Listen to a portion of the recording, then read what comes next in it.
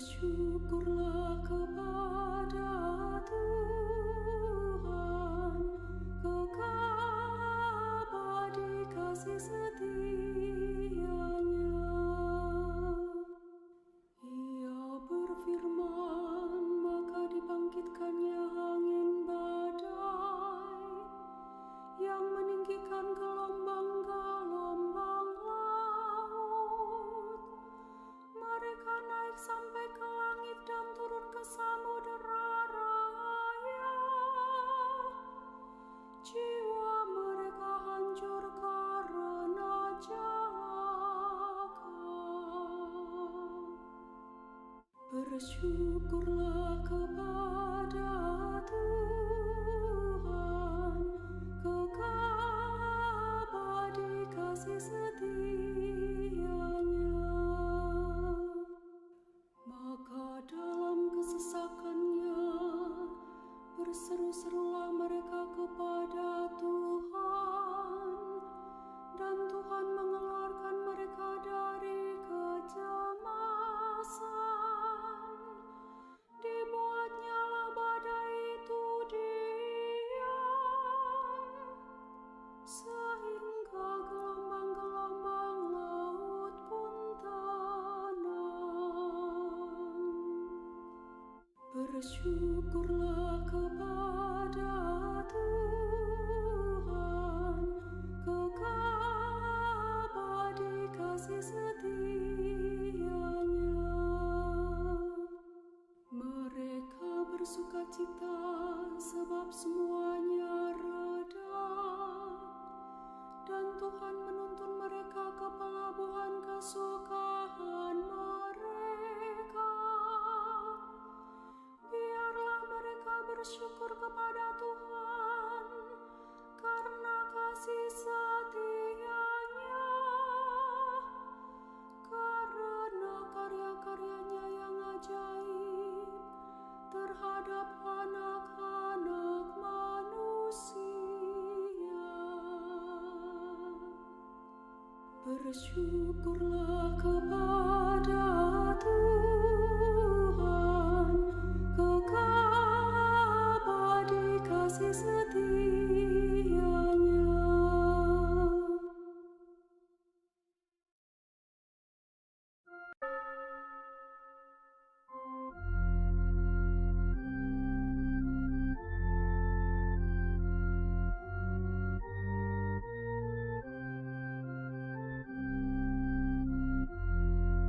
Bersyukurlah kepada Tuhan, kekal abadi kasih setia-Nya. Ada orang-orang yang mengarungi laut dengan kapal, yang melakukan perdagangan di lautan luas.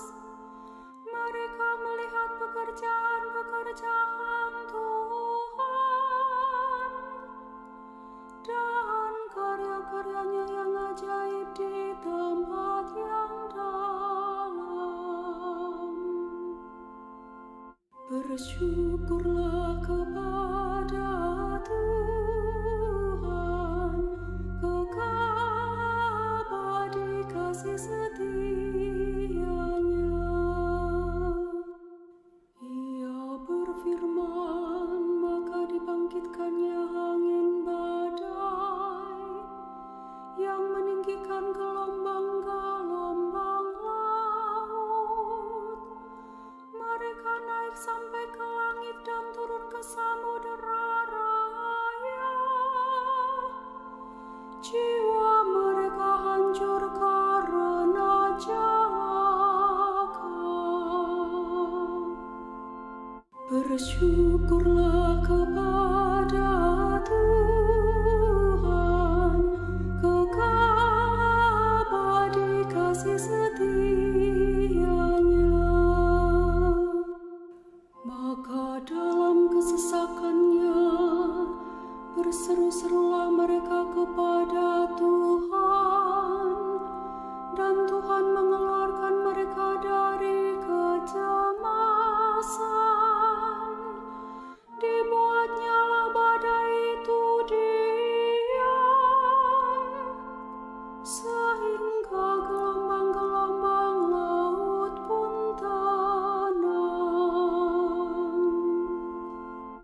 Bersyukurlah kepada Tuhan, kekal abadi kasih setia-Nya. Mereka bersukacita sebab semuanya reda, dan Tuhan menuntun mereka ke pelabuhan kesukaan mereka. Biarlah mereka bersyukur kepada Tuhan karena kasih setia-Nya, karena karya-karyanya yang ajaib terhadap anak-anak manusia. Bersyukurlah kepada Tuhan, kekal abadi kasih setia-Nya.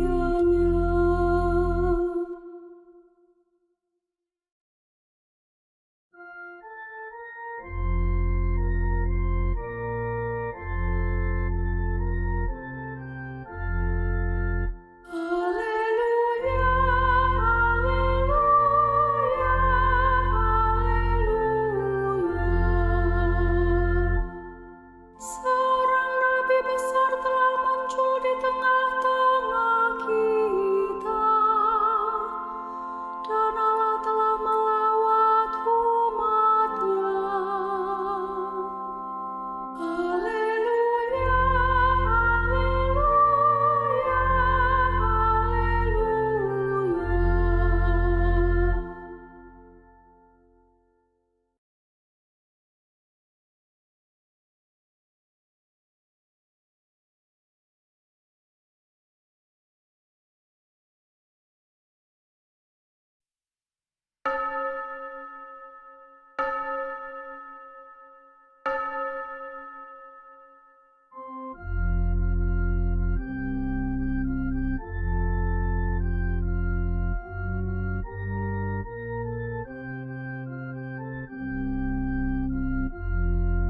Bersyukurlah kepada Tuhan, kekal abadi kasih setia-Nya. Ada orang-orang yang mengarungi laut dengan kapal, yang melakukan perdagangan di lautan luas. Mereka melihat pekerjaan-pekerjaan Tuhan dan karya-karyanya yang ajaib di tempat yang dalam.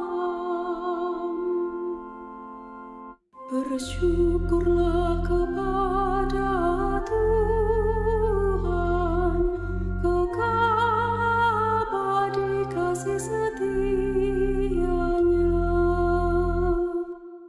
Ia berfirman, maka dibangkitkannya angin badai yang meninggikan gelombang-gelombang laut. Mereka naik sampai ke langit dan turun ke samudera raya. Jiwa mereka hancur karena celaka. Bersyukurlah kepada Tuhan, kekal abadi kasih setia-Nya. Maka dalam kesesakannya berseru-serulah mereka kepada Tuhan, dan Tuhan mengeluarkan mereka dari kecemasan. Dibuatnyalah badai itu diam, sehingga gelombang-gelombang laut pun tenang. Bersyukurlah kepada Tuhan, kekal abadi kasih setia-Nya.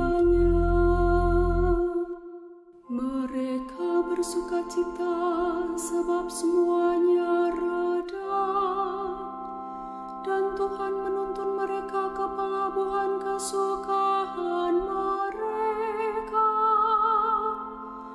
Biarlah mereka bersyukur kepada Tuhan karena kasih setia-Nya,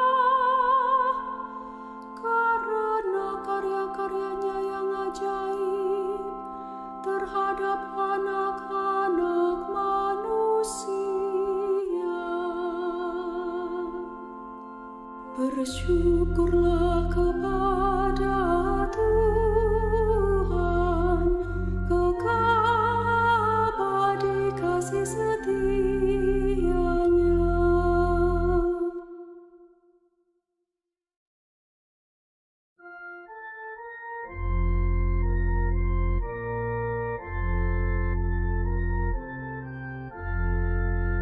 Haleluya, haleluya, haleluya.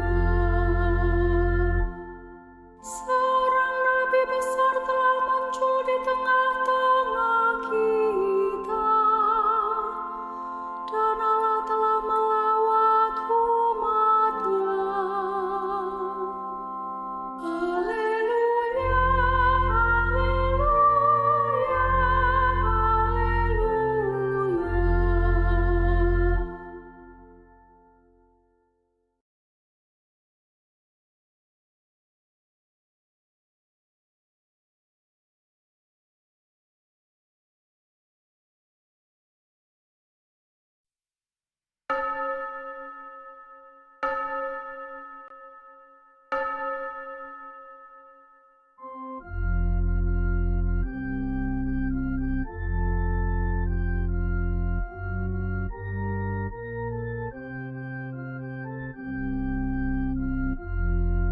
Bersyukurlah kepada Tuhan, kekal abadi kasih setia-Nya. Ada orang-orang yang mengarungi laut dengan kapal, yang melakukan perdagangan di lautan luas. Mereka melihat pekerjaan-pekerjaan Tuhan dan karya-karyanya yang ajaib di tempat yang dalam. Bersyukurlah kepada Tuhan, kekal abadi kasih setia-Nya. Ia berfirman, maka dibangkitkannya angin badai yang meninggikan gelombang-gelombang laut. Mereka naik sampai ke langit dan turun ke samudera. Jiwa mereka hancur karena celaka. Bersyukurlah kepada Tuhan, kekal abadi kasih setia-Nya. Pertama-tama kita akan melihat struktur dasar perayaan Ekaristi. Dua bagian inti dari perayaan Ekaristi adalah liturgi Sabda dan liturgi Ekaristi. Kedua bagian inti ini dibingkai oleh dua bagian lain, itulah ritus pembuka dan ritus penutup. Yang termasuk di dalam ritus pembuka adalah persiapan, perarakan masuk, tanda salib, salam, pernyataan tobat, Tuhan kasihanilah, mada kemuliaan, dan doa kolekta. Menjelang perayaan Ekaristi, seyogyanya diadakan persiapan dengan menciptakan suasana yang hikmat, baik oleh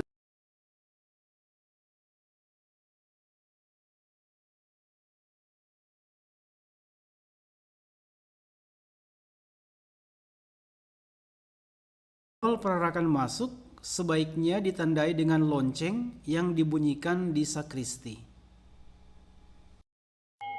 Umat berkumpul di dalam gereja untuk merayakan Ekaristi. Ketika memasuki gedung gereja, umat dapat mengambil air suci yang disediakan, membuat tanda salib secara pribadi.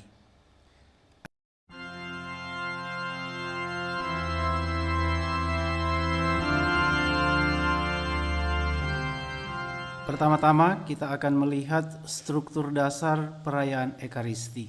Dua bagian inti dari perayaan Ekaristi adalah liturgi sabda dan liturgi Ekaristi. Kedua bagian inti ini dibingkai oleh dua bagian lain, itulah ritus pembuka dan ritus penutup. Yang termasuk di dalam ritus pembuka adalah persiapan, perarakan masuk, tanda salib, salam, pernyataan tobat, Tuhan kasihanilah, mada kemuliaan, dan doa kolekta. Menjelang perayaan Ekaristi, seyogyanya diadakan persiapan dengan menciptakan suasana yang hikmat, baik oleh umat maupun oleh imam dan para pelayan lainnya. Persiapan ini dapat dilakukan di sakristi.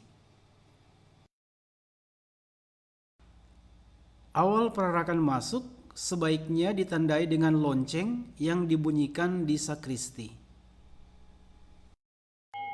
Umat berkumpul di dalam gereja untuk merayakan Ekaristi. Ketika memasuki gedung gereja, umat dapat mengambil air suci yang disediakan, membuat tanda salib secara pribadi. Air suci mengingatkan umat akan pembaptisan mereka. Sekaligus dengan air suci, umat memohon supaya Tuhan menyucikan hati dan budi sebelum mereka mengambil bagian dalam perayaan Ekaristi. Sesudah itu, umat berlutut atau membungkukkan badan sebagai bentuk penghormatan kepada Kristus yang hadir. Umat berlutut jika di dalam gereja ada sakramen Maha Kudus yang disimpan di tabernakel. Umat membungkukkan badan jika tidak ada sakramen Maha Kudus yang disimpan di dalam tabernakel. Jika sakramen Maha Kudus ditaruh di dalam tabernakel, lampu khusus tabernakel harus bernyala. Lampu itu bernyala terus-menerus sebagai lambang dan ungkapan hormat akan kehadiran Kristus. Dengan hormat, umat mengambil tempat duduk. Dalam keheningan, umat dapat melakukan persiapan pribadi. Mereka berlutut sambil berdoa pribadi atau duduk tenang sambil mempersiapkan bacaan atau lagu-lagu yang akan dipakai dalam perayaan Ekaristi. Setelah seluruh umat berkumpul di dalam gereja, imam bersama dengan para pelayan berarak menuju altar, diiringi nyanyian perarakan masuk. Seluruh umat berdiri. Dalam perayaan Ekaristi Maria, perarakan diatur sebagai berikut. Yang paling depan adalah pelayan yang membawa pedupaan yang mengepul, kemudian pelayan yang membawa salib perarakan yang diapit oleh pembawa lilin, lalu menyusul pelayan-pelayan lain. Di belakang mereka, diakon atau lektor yang membawa evangeliarium yang sedikit diangkat, dan paling belakang adalah imam. Sementara perarakan masuk, umat menyanyikan nyanyian perarakan. Tujuan nyanyian perarakan masuk ialah membuka misa, membina kesatuan umat yang berhimpun, menghantar masuk ke dalam misteri masa liturgi atau pesta yang dirayakan, dan mengiringi perarakan imam beserta pembantu-pembantunya. Setelah tiba di depan altar, imam bersama para pelayan membungkuk hikmat atau berlutut jika tabernakel ada di seputar panti imam. Diakon atau lektor yang membawa buku Injil atau evangeliarium tidak ikut memberi penghormatan, tetapi langsung ke altar untuk menempatkan evangeliarium ke atas altar bagian tengah. Setelah membungkuk hikmat, para pelayan menuju ke tempat duduk, meletakkan salib dan lilin pada tempat yang telah disediakan. Imam menuju ke altar dan mencium altar. Jika perlu, imam mendupai salib dan altar. Pada masa Paskah, imam dapat juga mendupai lilin Paskah pada saat melintas di depannya. Setelah nyanyian perarakan masuk selesai, imam dan umat membuat tanda salib. Tanda salib yang benar dan hormat dibuat pada dahi sebagai lambang budi dan pikiran, pada dada sebagai lambang hati dan kerendahan hati, dan dari bahu kiri ke kanan, karena dengan kedua bahu itu kita bekerja. Dengan membuat tanda salib, umat diingatkan akan pembaptisan mereka. Imam menyampaikan salam kepada umat untuk menunjukkan bahwa Tuhan hadir di tengah-tengah mereka. Umat menjawab salam dari imam dengan seruan dan bersama rohmu. Dalam tata perayaan Ekaristi, disediakan 3 pilihan salam dari imam kepada umat dan juga salam yang disampaikan oleh uskup jika ia memimpin Ekaristi. Setelah imam mengarahkan umat beriman dengan kata-kata yang sangat singkat, menyusul pernyataan tobat. Sikap liturgi yang cocok untuk sebuah pernyataan tobat adalah berdiri. Oleh karena itu, umat tetap berdiri selama pernyataan tobat. Sesudah ajakan imam untuk pernyataan tobat, sangatlah tepat kalau umat hening sejenak. Imam dan umat mengucapkan bersama-sama rumus pengakuan umum. Pada akhir, imam memberikan absolusi, tetapi absolusi ini tidak memiliki kuasa pengampunan seperti absolusi dalam sakramen tobat. Pernyataan tobat disambung dengan seruan Tuhan kasihanilah kami, kecuali kalau seruan itu sudah termuat dalam salah satu rumus pernyataan tobat. Umat tetap berdiri. Dengan seruan ini, umat berseru kepada Tuhan dan memohon belas kasihan-Nya.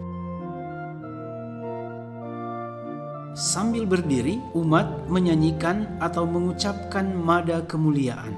Mada ini dapat diangkat oleh imam atau solis atau kor dan dilanjutkan oleh umat bersama imam. Lewat mada ini, umat yang berkumpul atas dorongan Roh Kudus memuji Allah Bapa dan Anak Domba Allah serta memohon belas kasihan-Nya. Teks mada kemuliaan tidak boleh diganti dengan teks lain. Sesudah mada kemuliaan, imam mengajak umat untuk berdoa. Umat bersama dengan imam berdoa sejenak dalam keheningan. Kemudian imam dengan tangan terentang mengucapkan doa kolekta. Doa ini mengumpulkan atau merangkumkan doa-doa yang dibawakan oleh imam dan umat dalam keheningan. Doa kolekta termasuk dalam doa presidensial atau doa yang diucapkan hanya oleh imam sebagai pemimpin perayaan.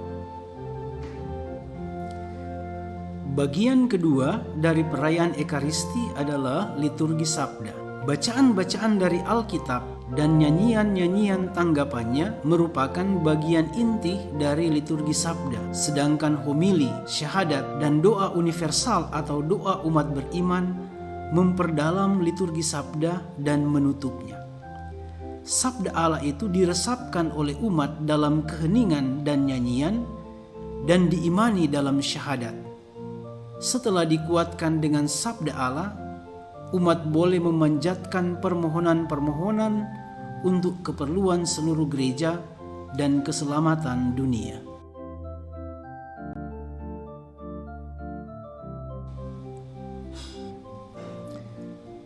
Lektor menuju ke mimbar, membaca bacaan pertama, dan semua umat mendengarkannya sambil duduk.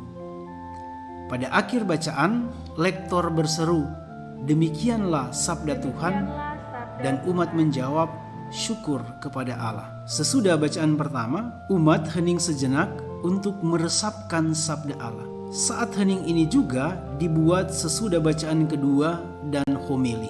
Umat melakukan atau menyerukan ulangan Mazmur tanggapan. Pemazmur melakukan atau mendaraskan ayat-ayat sambil berdiri pada mimbar. Mazmur tanggapan merupakan unsur pokok dalam liturgi sabda. Karena itu, Mazmur tanggapan yang berisikan sabda Allah tidak boleh diganti dengan teks lain yang bukan berasal dari sabda Allah. Sebagaimana bacaan pertama, lektor membacakan bacaan kedua dari mimbar.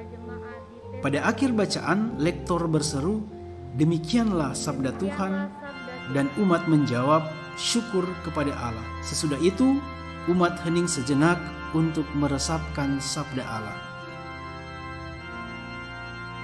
Haleluya dan bait pengantar Injil diangkat oleh solis atau kor. Semua umat berdiri. Dengan aklamasi ini, umat menyambut dan menyapa Tuhan yang siap bersabda. Di luar masa Prapaskah dilakukan bait pengantar Injil dengan haleluya. Dalam masa Prapaskah dilakukan bait pengantar Injil tanpa haleluya. Kalau tidak dinyanyikan, bait pengantar Injil dapat ditiadakan. Kalau perlu, imam mengisi pedupaan. Para pelayan altar membantu imam mempersiapkan pedupaan. Jika diakon hadir, ia bertugas untuk mewartakan Injil. Ia membungkuk hikmat di hadapan imam dan mohon berkat dari imam. Kalau tidak ada diakon, imam mengisi pedupaan dan memberkatinya. Ia menundukkan kepala dengan hormat ke hadapan altar dan berkata dalam hati, "Allah yang Maha Kuasa, bersihkanlah hati dan mulutku, supaya aku dapat mewartakan Injil suci-Mu dengan pantas." Pembacaan Injil merupakan puncak liturgi sabda. Imam atau diakon menuju ke mimbar. Jika dipakai evangeliarium, terlebih dahulu ia mengambil evangeliarium dari atas altar. Bila perlu, imam atau diakon diiringi oleh para pelayan, pembawa pedupaan, dan pembawa lilin. Pada saat imam atau diakon sudah berdiri di mimbar untuk pewartaan Injil, semua yang hadir menghadap ke arah mimbar dan dengan demikian menunjukkan penghormatan khusus kepada Injil Kristus.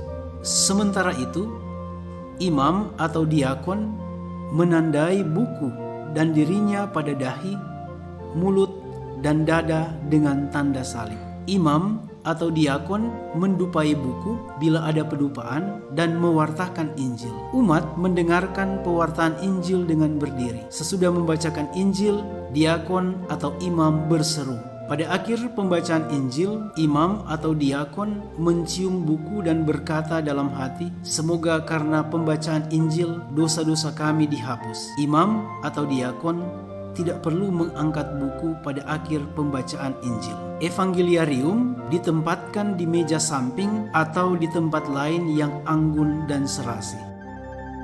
Homili merupakan bagian dari liturgi dan sangat dianjurkan sebab homili itu penting untuk memupuk semangat hidup Kristen. Homili haruslah merupakan penjelasan tentang bacaan dari Alkitab. Homili dibawakan oleh imam atau diakon pada setiap hari Minggu dan hari pesta, dianjurkan pula untuk hari-hari lainnya.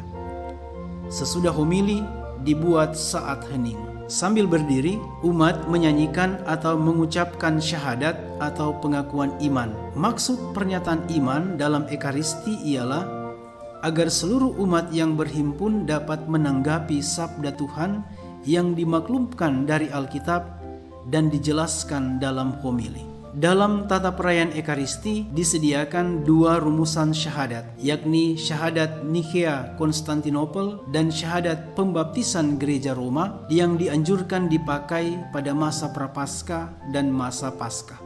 Dalam syahadat Nikea Konstantinopel, umat menundukkan kepala pada saat mengucapkan kata-kata, "Ia dikandung dari Roh Kudus, dilahirkan oleh perawan Maria, dan menjadi manusia." Khusus pada hari raya Kabar Sukacita dan hari raya Natal, semua umat berlutut pada saat mengucapkan kata-kata tersebut. Sesudah syahadat, menyusul doa universal atau doa umat beriman. Lewat doa ini, umat memohon keselamatan semua orang dan dengan demikian mengamalkan tugas imamat yang mereka peroleh dalam pembaptisan. doa umat dapat dibawakan oleh diakon, solis, lektor, atau anggota jemaat dari mimbar atau tempat lain yang cocok.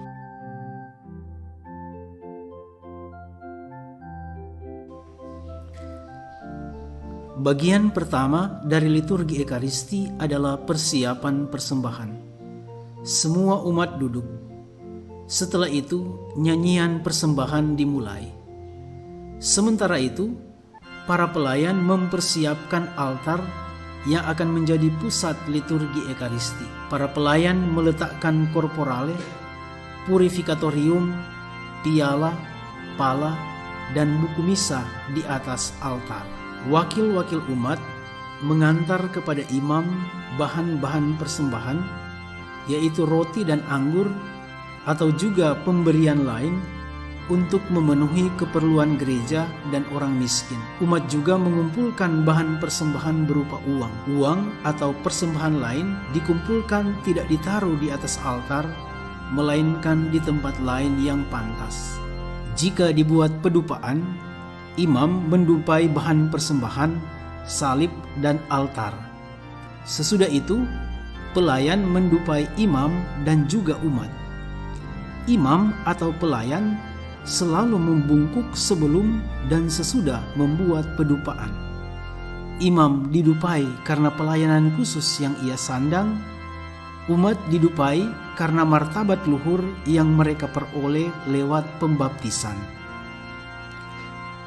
Bila bahan persembahan sudah tertata di atas altar, imam mengundang umat untuk berdoa dengan kata-kata, "Berdoalah saudara-saudari, supaya persembahanku dan persembahanmu berkenan pada Allah Bapa yang Maha Kuasa." Umat berdiri pada saat imam mengucapkan kata-kata tersebut. Bagian persiapan persembahan diakhiri dengan doa atas persembahan yang sekaligus menghantar kepada bagian doa syukur agung.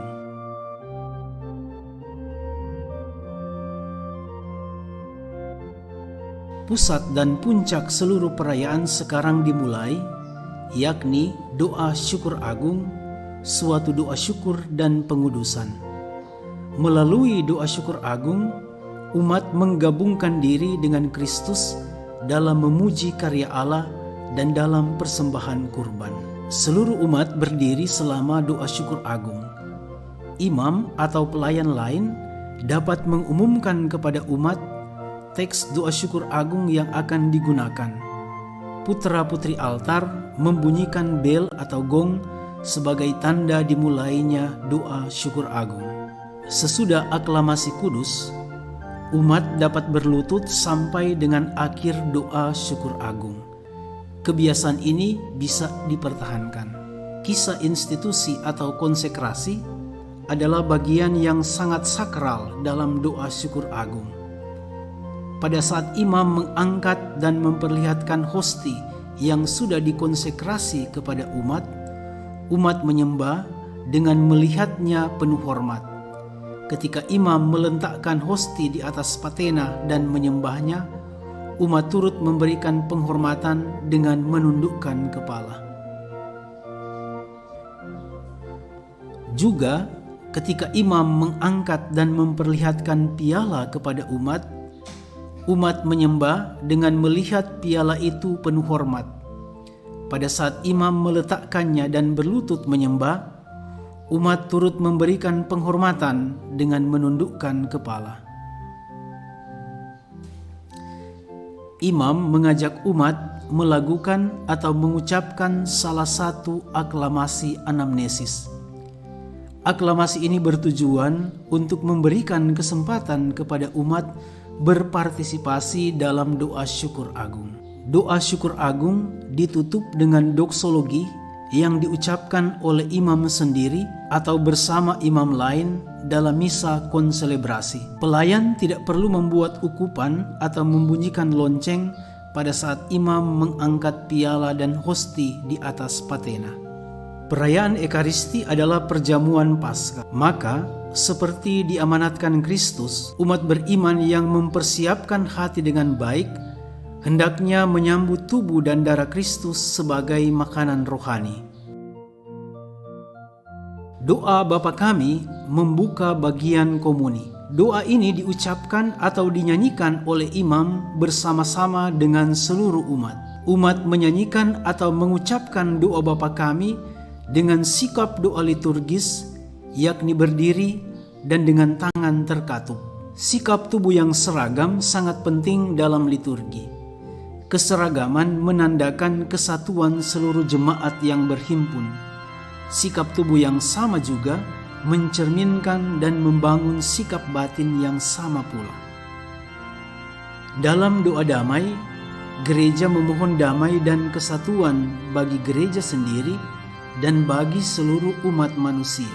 Sedangkan umat beriman menyatakan persekutuan dan cinta kasih satu sama lain sebelum dipersatukan dalam tubuh Kristus. Semua yang hadir saling memberikan salam damai menurut kebiasaan setempat. Imam memberikan salam damai kepada diakon atau pelayan. Seyogyanya, setiap orang memberikan salam damai hanya kepada orang-orang yang ada di dekatnya atau dengan cara yang pantas. Pemecahan roti menandakan bahwa umat beriman yang banyak itu menjadi satu karena menyambut komuni dari roti yang sama, yakni Kristus sendiri yang wafat dan bangkit demi keselamatan dunia. Sementara imam memecah-mecah roti dan memasukkan sepotong kecil dari roti itu ke dalam piala berisi anggur, umat menyanyikan atau mengucapkan Anak Domba Allah sambil tetap berdiri. Imam menyiapkan diri dengan berdoa dalam hati dengan menggunakan rumus doa yang tersedia. Umat juga menyiapkan diri dengan berdoa pribadi sebelum menyambut komuni. Umat boleh mengambil sikap doa pribadi yang sesuai, misalnya dengan berlutut. Ketika imam mulai menyambut tubuh Kristus, nyanyian komuni dimulai. Nyanyian ini berlangsung terus selama umat menyambut dan berhenti kalau dianggap cukup. Sangat dianjurkan agar umat menyambut tubuh Tuhan dari hosti-hosti yang dikuduskan dalam misa yang sementara dirayakan. Pelayanan komuni diberikan oleh imam sendiri bersama diakon atau imam lain, atau oleh pelayan komuni awam yang biasa disebut pelayan komuni tak lazim. Umat tidak diperkenankan mengambil sendiri roti kudus atau piala, apalagi memberikannya antar mereka. Umat dapat menyambut komuni entah berlutut atau berdiri. Umat maju dalam bentuk prosesi komuni dan menuju kepada imam atau petugas lain, entah sendiri-sendiri atau berdua-dua. Kalau umat menyambut sambil berdiri, sebelum menyambut tubuh dan darah Kristus, mereka menyatakan tanda hormat, misalnya dengan menundukkan kepala. Jika umat menyambut sambil berlutut, mereka tidak membuat tanda penghormatan lain terhadap sakramen Maha Kudus, sebab berlutut sendiri sudah merupakan ungkapan penghormatan. Umat menyambut komuni entah dengan lidah sambil berlutut atau dengan tangan sambil berdiri. Begitu diterima, hosti langsung dimakan. Apabila umat menerima komuni dengan tangan, mereka melangkah ke samping sebelum memasukkan hosti ke mulutnya. Sesuai ketentuan rubrik, setelah komuni selesai, imam membersihkan patena dan piala. Sebaiknya pembersihan dilakukan pada meja kredens atau boleh ditangguhkan sampai sesudah perayaan Ekaristi. Sesudah komuni, sebaiknya diadakan saat hening sejenak untuk berdoa dalam hati. Saat hening dapat diganti atau dilanjutkan dengan mada pujian berupa mazmur atau mada lainnya. Doa sesudah komuni adalah doa presidensial dan berfungsi untuk menutup ritus komuni. Jika ada doa-doa devosional lain yang ditambahkan dalam Ekaristi, maka doa-doa tersebut harus dibuat sesudah doa sesudah komuni dan bukan sebelumnya. Semua umat duduk. Petugas membawakan pengumuman. Isi pengumuman sebaiknya singkat dan berkaitan dengan seluruh umat, misalnya kegiatan atau jadwal liturgi atau penerimaan sakramen yang melibatkan seluruh umat dan bukan pengumuman pribadi. Semua umat berdiri dengan tangan terkatup sambil menundukkan kepala. Umat menerima berkat penutup dari imam. Diakon atau imam sendiri mengutus umat dengan berkata, "Saudara-saudari, pergilah, misa sudah selesai." Dan umat menjawab, "Syukur kepada Allah," atau dengan rumusan lain yang tersedia. Imam menghormati altar dengan menciumnya atas cara yang sama seperti pada perarakan masuk. Ia pergi ke tengah-tengah panti imam. Setelah membungkuk hikmat bersama dengan pelayan awam, ia meninggalkan ruang altar. Perarakan dapat diiringi nyanyian atau musik instrumentalia yang sesuai. Sesudah Ekaristi, umat diutus ke kehidupan harian. Mulailah sebuah Ekaristi yang dihidupi. Dalam hidup setiap hari, umat memuji Allah melalui cara hidup yang sesuai dengan semangat Ekaristi dan memberikan kesaksian tentang pengalaman kerajaan Allah yang bersumber dari Ekaristi.